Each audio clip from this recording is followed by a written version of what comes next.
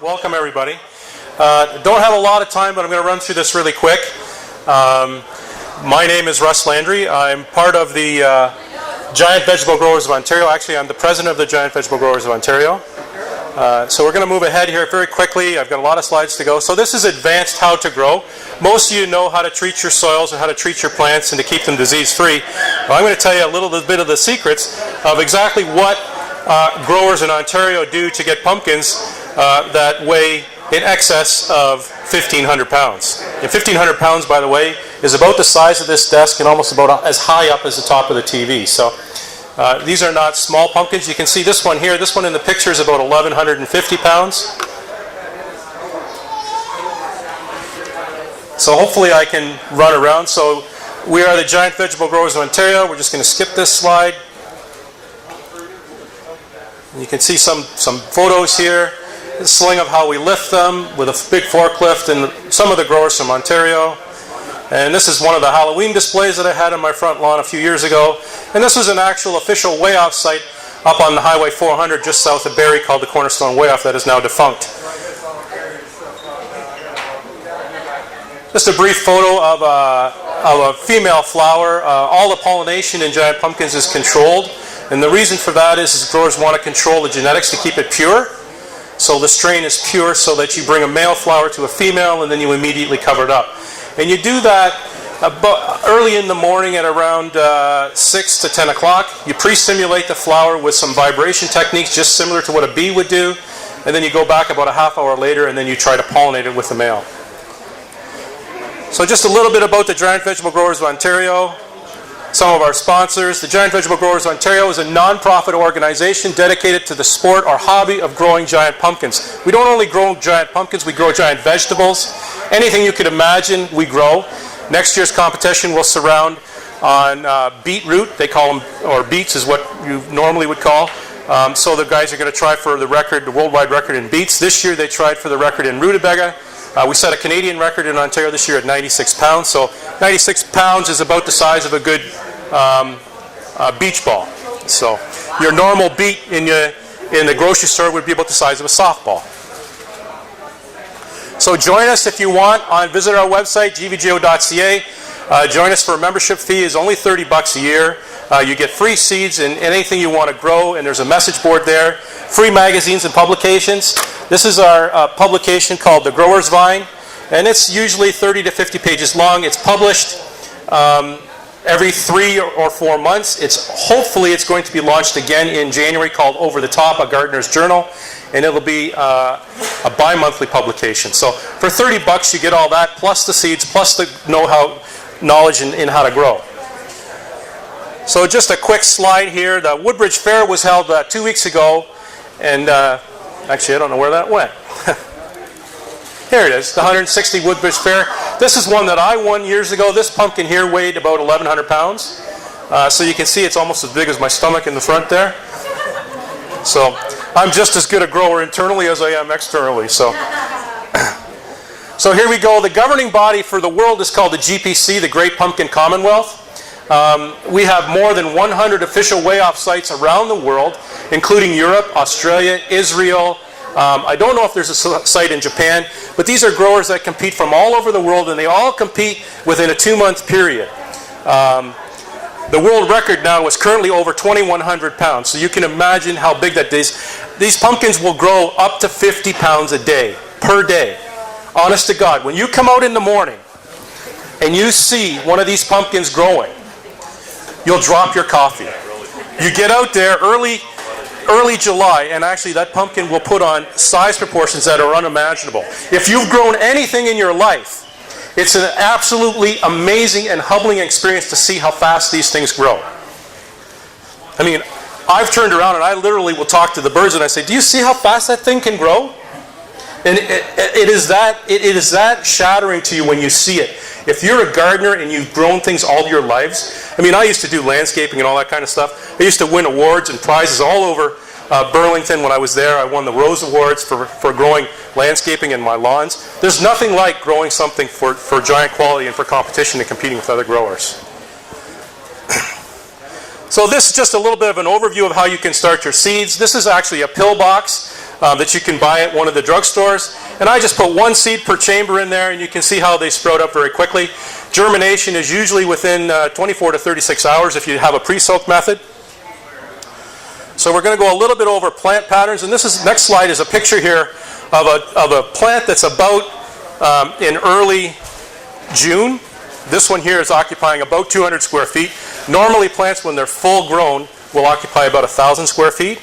So we're going to go over some growth patterns. These plants are heavily pruned. You can imagine if you've ever grown cucumbers, they grow in every direction all over the place. They zigzag and twirl. Well, in giant pumpkins, we don't let them grow. We trim them into growth patterns called the spider, the up feeder, the back feeder, and the Christmas tree. The Christmas tree being the most popular. And here's a slide that shows you the Christmas tree pattern. You can see down here, at the bottom over here, this is where the crown of the plant, that's where it would have been planted, and we plant them with mycorrhiza fungi. We use Premier Biotech's products, mics and those things. We use those things heavily, inoculants. So the Christmas tree pattern, the plant is heavily pruned. Basically you have one main vine that comes out and travels up the center like a Christmas tree, and then you have feeder vines that come out to the side, and those vines are 10 to 15 feet long. The main vine can be 30 to 40 to 50 feet long, so until it occupies a space of about 1,000 square feet. So that's the most popular pattern. The new pattern nowadays is called the spider pattern. And you can see the pumpkin right here. This is at the time when I did this was the world record, 1689. And it was grown by a fellow in Rhode Island. But you can see how there's much more vines here and how there's vines leading after the pumpkin, and they actually feed into the pumpkin. So all the growth is behind the pumpkin, so the plant is pushing everything towards the pumpkin. One of the things that we do is, I'm moving kind of fast here, is we call it dibble, bury, and mulch. So dibbling basically is planting each junction where a leaf is. They call them nodes. And that's replanting the plant over and over and over and over and over again. And the reason for that is because, remember this catch line, bigger roots grow bigger fruits. Okay, so the more roots you have, and it was mentioned earlier in the hydroponic presentation, I can see a man nodding over here. Bigger roots grow bigger fruits. If you want to get 35, 45, 55 pounds a day, you have to have a huge plant that has a healthy underground system. And it's the underground part, the hidden part that you can't see, that drives the engine that grows these things. So we're going to bury all the vines as soon as possible, and then after we do that, we water them in with things with growth enhancements, things like kelp, things like IBA, NAA, growth hormones, all those kinds of things that strive or stimulate growth. Cytokinins, auxins, all those kind of things. There's a lot to fit in here. So you can see here, this is a giant pumpkin. This one was at the Cornerstone Way Off, and this one was about 1,300 pounds. You can see this is a traditional looking pumpkin. The strain here is called Atlantic Giant Pumpkins. So the vine burying mix can be a mycorrhiza brew, and they can include azospirillum, root shield, actinovate, serenade, which Shelley sells here, humic acids, kelp meals, alfalfa meals, corn meals, and your basic garden mix, your starting medium is a 1/3 blend of peat, perlite, and vermiculite. And you can mix in with those all your kinds of fertilizers, fungi, and bacterias, including fulvic acids, compost teas, sugars, natural sugars, which are high in fructose, are the best for root systems. And the reason that is because fructose is a plant uptakeable form. So you want things like maple syrups, not so much honey, but honey is not as good as maple syrups. And one of the new things that giant pumpkin growers are using is they're using what's called maple bud syrup. It's the end syrup at the end of the season. And the reason they do this is because maple bud syrup has two things in it. It has two qualities. What it has is it has theorized to have growth hormones in it, because it's actually helping the tree stimulate. It has auxins or cytokinins in it. And that's the theory, but I don't know if it's ever been proven. But another thing it has a chemical called SOD, superoxide dismutase. And what SOD does is it prevents genetic damage and replication errors in the DNA as the plant grows. So it delays senescence. Everybody know what senescence means? Senescence is the death of the plant. When you grow a plant, any type of plant, whether it be marijuana for buds or anything, what you want is you want to extend the growth curve out as long as possible. So a normal plant will do this, taper off at the end.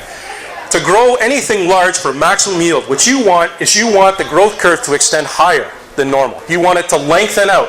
And the reason for that is because the maximum growth period is only very short. It's only about 20 to 30 days for any fruit or vegetable out there. So the longer you can extend that 20 or 30 day period, the more weight or the more size of your yield is going to be at the end. So you can do that with a number of ways. I'm just going to get back to the program here. Cytokinins is one that is a very useful mechanism to do. And it's actually featured in this month's magazine, November, December 2014. There's actually a good article in here. If you don't get maximum yield, you can go on the website and register. I write articles in the USA version. This is the Canadian version. So my articles appear in the USA version. But there's a very good article on that. So get back on topic here. So calcium and microbes. Calcium is very important to the plant. Number one, because have you ever seen a tomato that splits? Everybody's seen it on a hot day, the day after a thunderstorm. The cold front comes through, the weather comes up, and it's nice and sunny, and all of a sudden you go out in your garden and all your tomatoes are split. Well, the reason for that is because the plant has uptaken stress on calcium. It hasn't had enough calcium uptaken in the plant. And the reason for that is because it has some stress out the stomata the day before or the weeks leading up to or before. So the plant is challenged in its uptake capabilities. I see a lady nodding there. Yeah, and she says, all mine. Well, the reason for that is because your plant has been stressed. It's been breathing too heavily. It's like a 100-yard dash and you're going down to the end of the finish line and you're gasping for air. Well, that's exactly what the plant does. And when the plant gasps for air, all of the moisture and nutrients that it's taking in is going right out the chimney. And the chimney is the stomata on the leaves.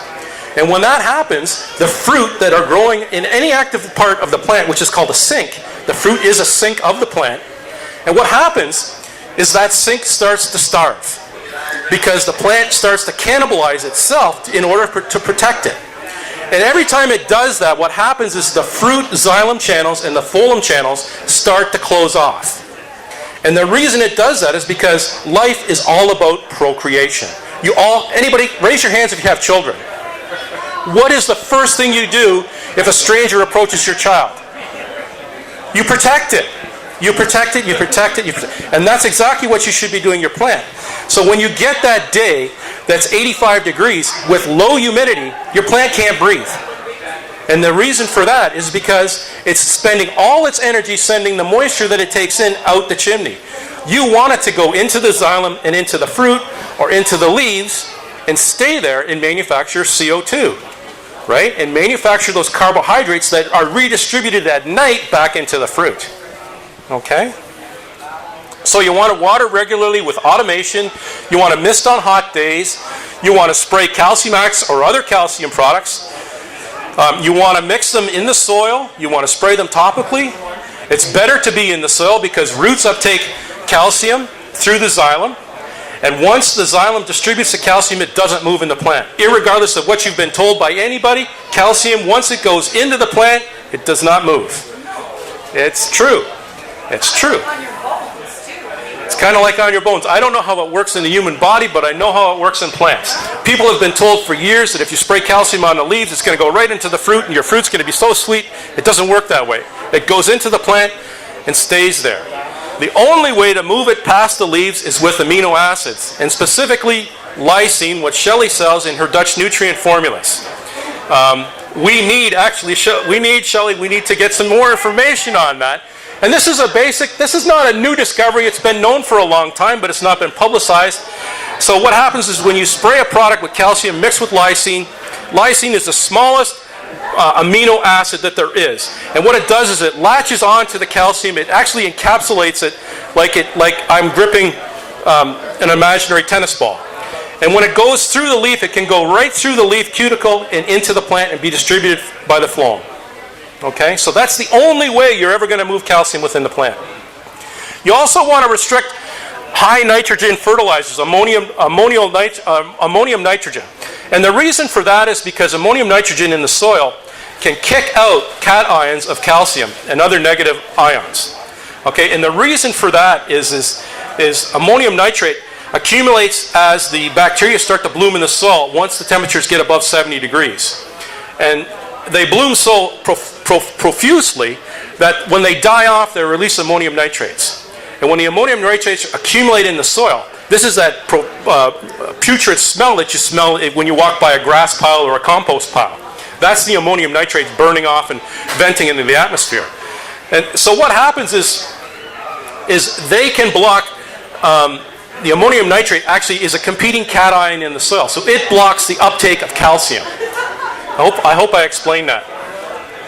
So it can actually hinder your yields. You know, you may be putting on ammonium nitrate thinking that you are doing good, but in actuality all you're doing is getting green top growth and you're hindering your yields of your buds and your shoots. So this is a little chart here about how we extrapolate an estimated weight on a pumpkin. And you can see we measure the pumpkin 3 different ways: circumference parallel to the ground, over the blossom to the stem, and then side to side. And we add those measurements up and we get what is called an over-the-top number.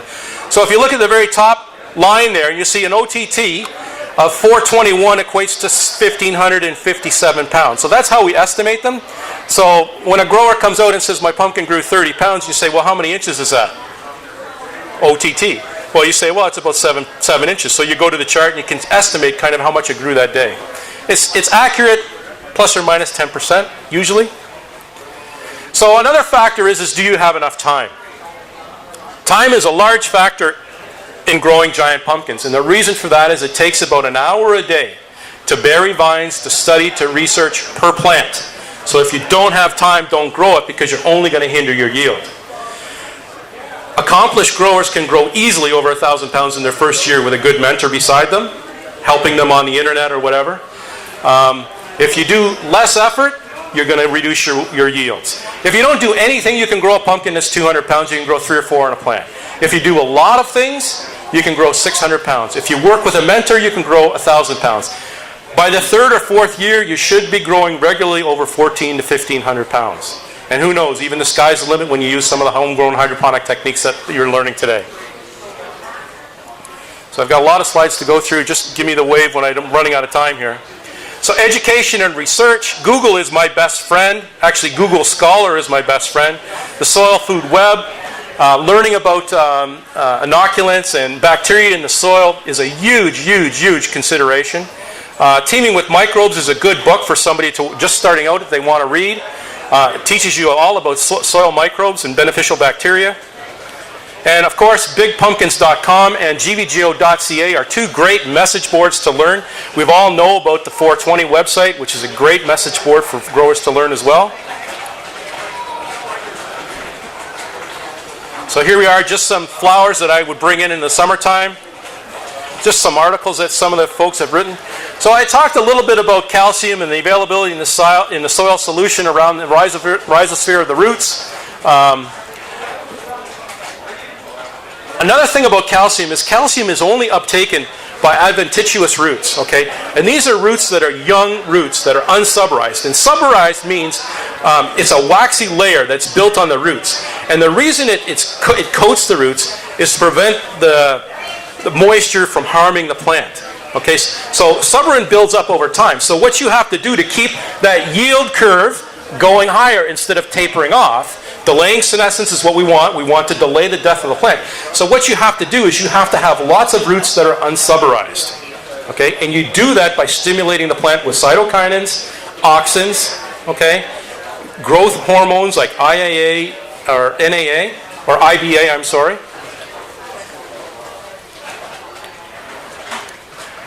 And another thing that we do is we drench with a lot of calciums. We drench with calcium. We drench with soluble calcium during dry spells, mixed up to 10%. We use a lot of humic acid and a lot of fulvic acid. Humic acid and fulvic acids are natural chelators. They latch on to micronutrients and they help transport them within the plant. But remember, even though they are natural chelators, they still do not allow calcium to move past the leaves if you spray them foliar. Okay? The only way to really get calcium into the plant and spread efficiently is to use it in the soil. Okay?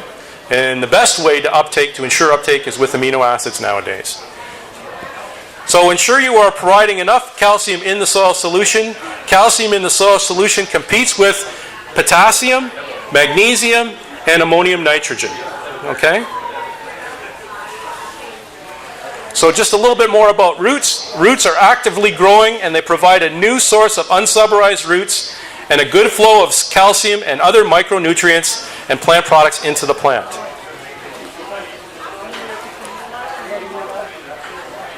So just another little picture. So cytokinins.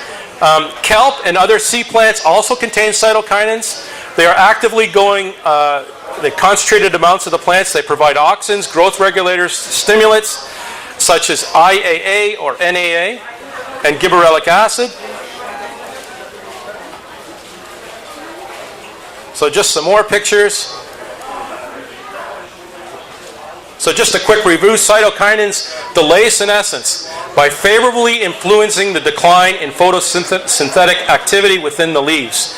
Remember this, the Richmond-Lang effect states that it is the effect of retardation of aging due to cytokinins. They retard the rate of destruction of chlorophyll and yellowing of the leaves. So they delay senescence. So if you treat your plants with kelp or seaweed formulations or amino acids formulated with cytokinins, they are going to live a lot longer. And you will absolutely 100% notice a difference in your yield at the end of the year.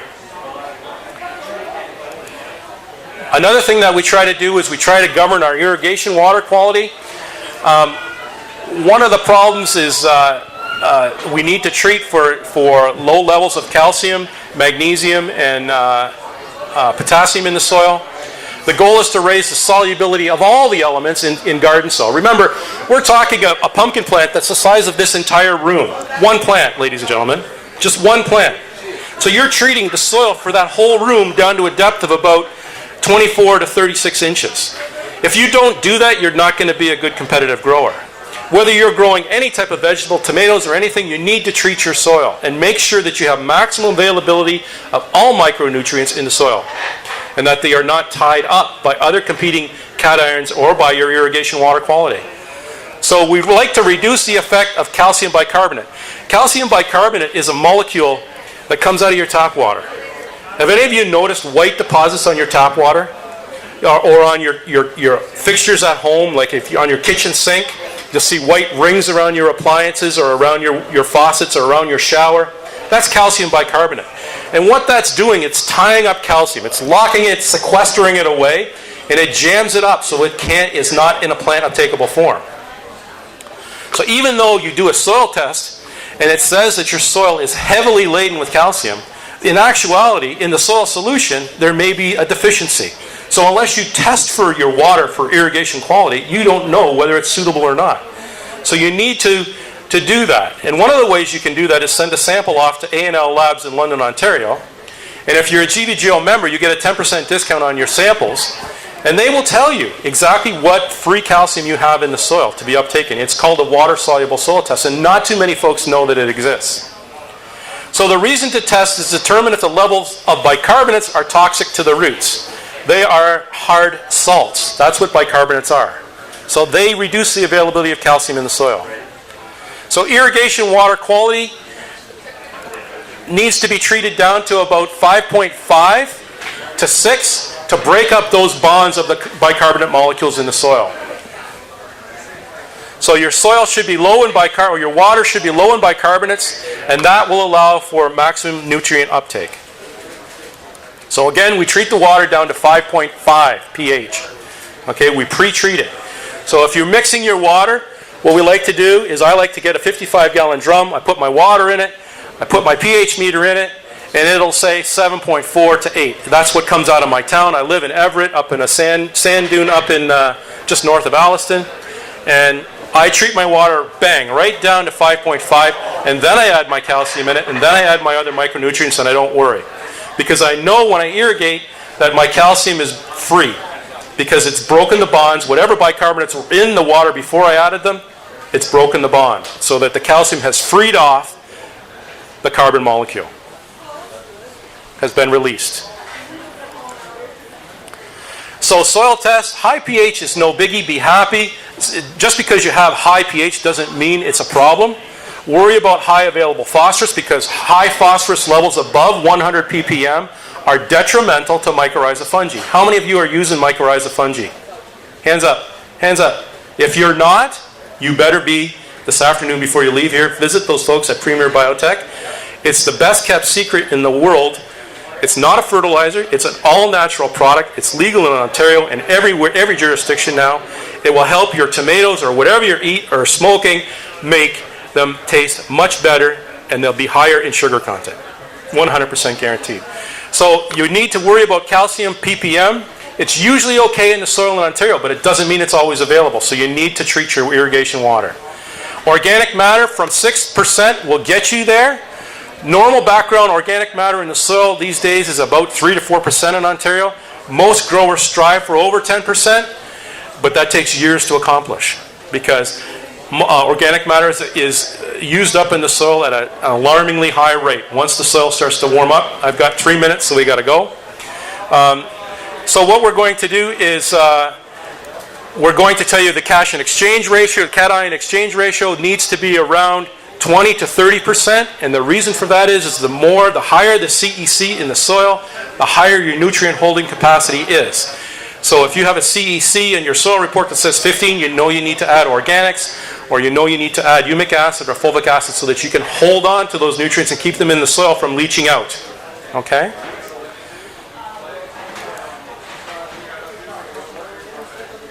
I'm just going to go to the next screen. This is a little soil test report from A&L Labs. $35. You can pop it in the mail and mail your soil sample in a little baggie. Take numerous areas from soils. This is an article I wrote called "Are You in the Zone?" This is about bracket creep, zone bracket creep in North America with global warming, although we didn't have global warming this year. The next slide is about inoculating with mycorrhiza fungi. We talked about dibbling and broadcasting and burying every node or every growth portion of the plant to get bigger roots.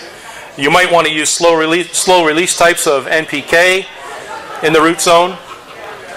This was the current squash record. This man was from the St. Thomas area, 1,486 pounds. This is the world record squash. This was grown in 2011. So the pumpkins are inoculated with mycorrhiza fungi. Now what growers are doing now is they grow sacrificial crops out ahead of the main plants. And the reason they do that is because it takes up to 12 weeks for mycorrhiza fungi to officially colonize roots. So the theory is that if you get mycorrhiza fungi out and growing ahead of the main plants, then it'll already be in the soil and colonize the roots that much quicker. And the reason you want mycorrhiza fungi is because it casts out a network called the hyphal network, and basically it looks like a cloud. And this cloud feeds nutrients into the plant roots, okay, into your unsubberized adventitious roots, okay, which is what you need to grow bigger buds and bigger shoots. So we're just going here. This was the world record, 1818.5 by Jim and Kelsey Bryson in Quebec 2 years ago. The world record is now north of 2,100 pounds, believe it or not. It's actually kind of sad. It's getting out of reach. It's so hard to grow. The world record grower is in Switzerland now, and he has grown a pumpkin as large as 2325. But it split last year in a greenhouse. So once it splits, it's no good. So calcium micros are critical. One of the best articles that I think I've ever written is called "A Trip Down the Calcium Highway." We hope to have it published on the Homegrown website soon. We're negotiating a deal with Alex over there to have it. It was published in Maximum Yield USA in January 2014. If you want to take a look at it, go and visit my articles. You have to register on the USA site specifically to get my articles. We haven't talked too much about spraying for insecticides. Insecticides are illegal, and so are fungicides in Ontario unless you have a pesticide license. Giant pumpkins and giant vegetables are very susceptible to powdery mildew. There are a number of ways to do that. You can use baking soda if you want to be all organic, but you have to spray every irrigation event. Okay, you have to coat those leaves every time. You can also use a new product called phosphites. Phosphites are basically a phosphorus product with an extra molecule, and they actually stimulate a SAR response in the plant. A SAR response is called systemic acquired response. And basically what it does is it makes the plant more resistant to disease. Okay? The plants are also susceptible to beetles and vine borers and things like that. But if you're growing in an urban environment, it's not too much of a challenge. So we like to spray for powdery mildew. And also I should put on there downy mildew, organic or chemical controls, which we don't like to talk about, but milk 10% to the gallon, and baking soda 2 ounces to the gallon with a horticultural oil mix as a spreader sticker, or you can use cocoa wet as a spreader sticker, or any of the other surfactants, silicone surfactants work, organosilicone surfactants. Growers like to drench and re-inoculate their vines all the time. So every time you're burying a leaf node and you're trimming the vines, you're burying it, you're re-inoculating it with whatever mix you're using, with whatever fertilizer. So you do this the whole course of the vine burying period. The vine burying period lasts from the end of May until mid-June. It takes about 6 weeks, and it takes, believe me, it takes about 2 hours per plant per day. And some of these growers will grow 12 to 15 plants, so they obviously have some help. And the reason you bury the vines is because bigger roots grow bigger fruits. So there it is. Good luck and good growing. And I'm open for questions if you want. And we can just raise your hands and I can take some questions.